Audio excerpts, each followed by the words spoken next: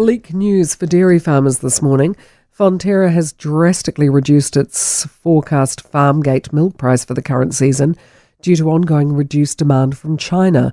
The midpoint has plummeted from $8 per kilogram of milk solids to just $7. Fonterra boss Miles Hurrell is blaming a recent 12% drop in the price of whole milk powder due to much lower than expected demand from China. The country host, Jamie Mackay, says this will be make or break for many farmers. And Jamie Mackay, host of The Country, joins me now. Jamie, it's make or break for the country, really, because where the dairy farmers go, so does New Zealand, doesn't it? Well, John Keefe, hello, Kerry, and Hi. Good morning. Thanks for having me on your show. This is a great honour and a privilege. John Keefe once famously said, where Fonterra goes, New Zealand goes. I'm not quite sure that's totally the case, but you talked about a bleak day for dairy farmers. It's a bleak day for provincial New Zealand, and it's a bleak day for the New Zealand economy. This is the biggest game in town. It used to be worth about 25 billion to us. Well, just to put these numbers into perspective, Kerry, you talked about that midpoint, and it is a midpoint. There's a range of 625 to 775, but midpoint's best guess at the moment. At $7, your average dairy farmer, depending on who you believe and how much debt you've got, needs something between $8.30 and $8.60 to break even, to make a profit. So you can see at $7, this, and I'm just doing the sums off the top of my head, it might mean maybe a $300,000 maybe cash loss on some of our dairy farms. So that's huge. But I think the real loser out of this will be the New Zealand economy. The provincial New Zealand's going to suffer big time, Kerry. And I was talking to a farmer yesterday. This was before this came out. He said, my checkbook was already shut. He said, now I've stapled it. The big losers out of this will be the service industry and all those people who service the farmers in provincial New Zealand, all those rural servicing towns, New Plymouth, Hamilton, Invercargill, Timaru, you name it, Ashburton. Those are the ones, and the supply businesses, they're the ones that are really going to suffer. I've heard from farmers already who say that the interest rate rises are crippling them. You know, that they're struggling to stay afloat, many of them, even now. This is the last thing they need to hear. Absolutely. Well, I mean, the interest rates aren't the sole domain, obviously, of the farmers. I mean, there's plenty of people in urban New Zealand, especially in high-value housing areas, who are facing the music as well. I think the difference, Kerry, between, say, your average dairy farmer and your average person who owns a house in, say, Auckland is we're dealing with telephone book numbers here.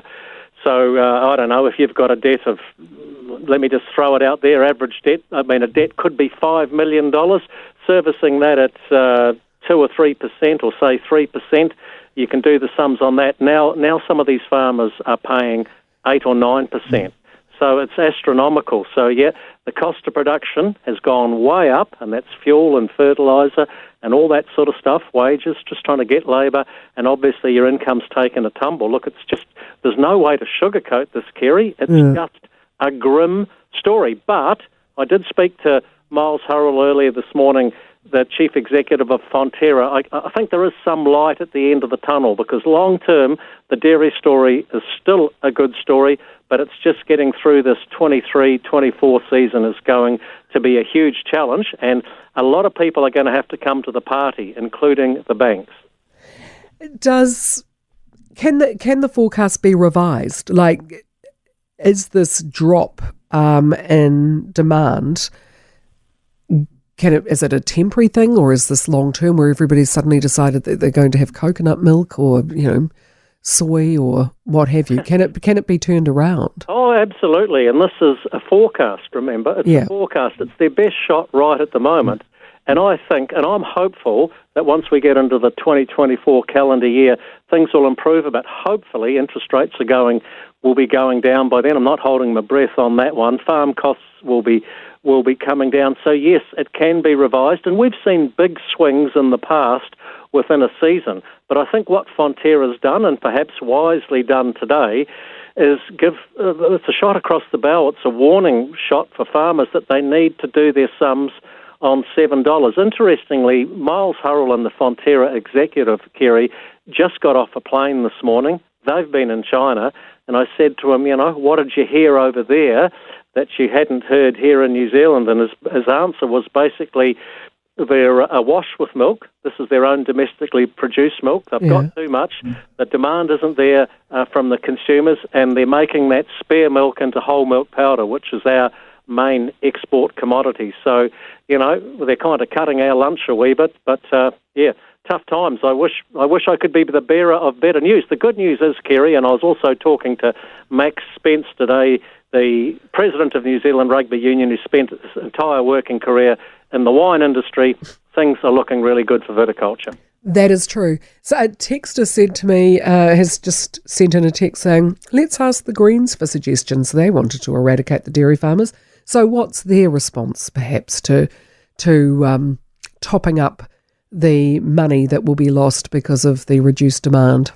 Well, they've got they couldn't run a bath, Kerry. I would ignore the Greens. But this is a message to the government. The government have been hell-bent over the past, especially in this past term, at ramming regulations down farmers' throats, making it almost, in some cases, impossible just to get on with the daily job of running a farm. Now, the government need to get rid of some of their woke ideology and just leave these farmers alone and let them get on with it. We're all worried about hammering farmers over climate change. Well, I don't think we can. We need to pull back on that one and just try and let them survive this period. And farmers are doing a really good job on a lot of that climate stuff anyhow.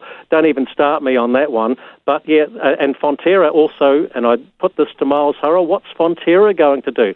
Is it going to cut its cloth to suit? Because they've got lots of nice to haves, and they need to get their act together there as well. Because at the end of the day, the buck stops with the poor old farmers. The 10,000 Fonterra farmer suppliers out there, and there's about another 1,000 or two who are supplying other companies around the country. But it's not only the dairy farmers, Kerry. The poor old sheep farmers are getting a hammering at the moment. At least milk's worth something. Strong crossbred wool is worth nothing. And what did Miles Hurrell say to you when you said, are you going to cut your cloth? Well, he said, yes, we'll have to look at all of our expenses. And they do have lots of nice-to-haves, Fonterra, and they're also putting quite a bit of pressure on their farmers, on climate policy, and that's fair enough. But as one texter said to me earlier this morning, why bother with the low-carbon milk for the Europeans to satisfy them when China is effectively controlling the market anyhow? I know that's a rather cynical view to take, but I just think we've got to cut our cloth to suit the times, and we're in tough times. Amen to that. Thank you so much for your time, Jamie. I really appreciate it. Jamie Mackay, host of The Country.